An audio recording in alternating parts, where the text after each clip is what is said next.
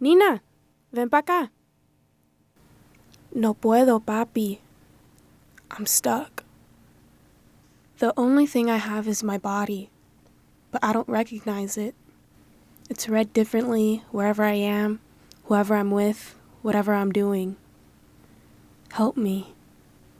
How do you see me? What race do you see yourself? What race? Spanish. But that's an ethnicity.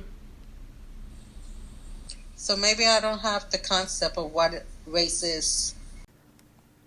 I remember asking my mom in middle school, "Am I black?" "No, we're Puerto Rican," she said. My mom's grandmother, Mama, immigrated to New York from Puerto Rico in the 40s. My dad was born and raised in Barranquilla, Colombia. He moved to Miami in the 80s, met my mom, had my sister, and 11 years later, had me.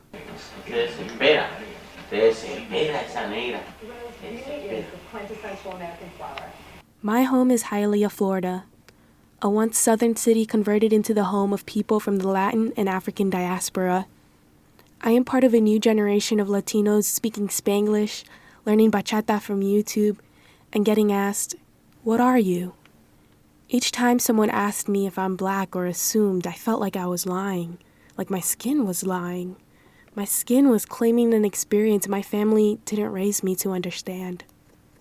As a child, I always wondered why I had this frizzy hair, and it bothered me.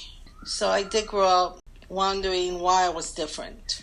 And when my kids, both of them, first Marissa came out with curly hair, I was like, oh, my poor baby, I'm sorry.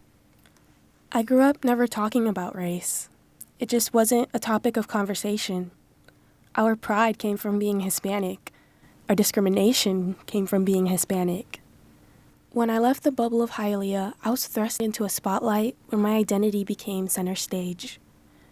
Being Puerto Rican and Colombian was no longer enough. People wanted answers, and so did I. I felt like my appearance was scrutinized.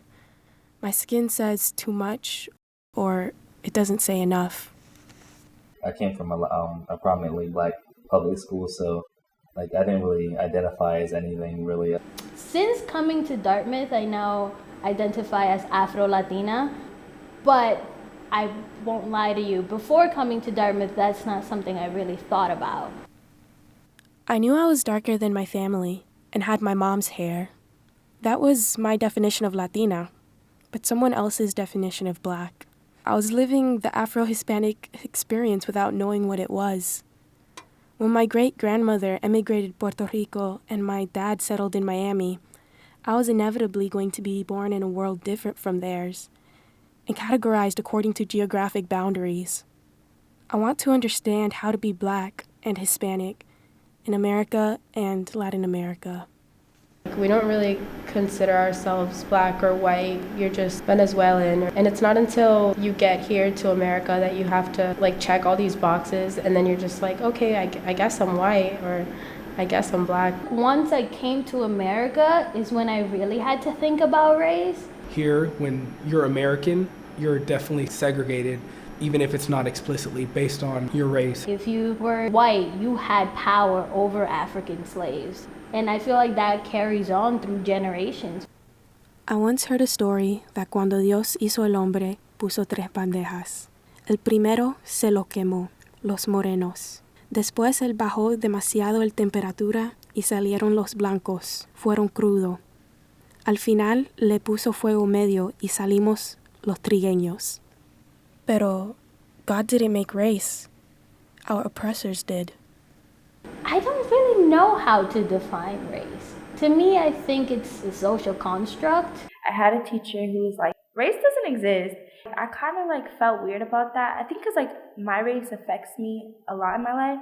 So I was like, no, you say that because you're white. You can do that. You can say race doesn't exist, but it does. And then when I got to Dartmouth, I started to kind of be like, no, this is all a social construct. Race isn't a real thing. It's just something we made up. It's been abused. It's just been used for discrimination. But I feel like they have to keep in mind of the fact that marginalized communities have to deal with that. So it's like they should be sensitive to that and cognizant when having conversations about race. Race has been used as a biological explanation to cultural and social differences. Du Bois described it as dynamic, continually changing and developing. The only way you can have the one-drop rule in America, but a spectrum of mestizos and mulattos in Latin America, is if race is a construct. Moving from Colombia to America, Miami to Dartmouth, race was constructed differently, and I sought to understand why, and at what cost. Everybody was just Dominicans. But with that, there's a little caveat. Dominicans can be very racist towards their own people. Some Cuban would deny that they have black in the family, but we all have, all of us. In my family, there's, I guess, this like stigma against even considering yourselves black. Like my family would like to like relax my hair. My features are not stereotypically Hispanic. And all of a sudden, I found myself in this middle ground of where I'm not enough for either community that I identify with. America has told us that blackness is one-dimensional. Latin America has told us that Latinidad is one-dimensional. While race is a social construct, we need to recognize its tangible effects. People are dying because of their race. We need to talk about it, but at the same time, from what perspective? Shaming Afro-Latinos who don't identify as black perpetuates America's definition of race as a binary, created to subjugate black people. But disregarding blackness in the Latinx community perpetuates anti-blackness. It does not offer space for Afro-Latinos living in America to reconcile their identities. So, what do? We need to recenter blackness beyond race, and it should be characterized by its culture, not by a spectrum or binary. After we abolish the social constructs of race and its effects, what will society look like? Jaja con J, jajaja with the J. I speak English and Spanish, I'm bilingual all day. Fuck Trump, wait, oops, that slipped out. Man, I never know who's in this crowd. Need a pair and a crucifix now. Never really know shoot this bitch down. Ni de aquí ni de allá, a mí me gustan los dos. Mucha crema tus tacos y se te